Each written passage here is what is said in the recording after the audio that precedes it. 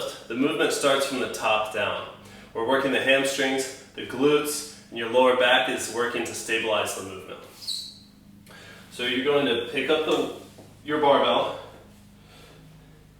set up with it, and it's going to stay right up against your legs. Your butt's going to go straight backwards, bending the knees just a little bit until you feel it stretching your hamstrings, and then start pushing your hips forward.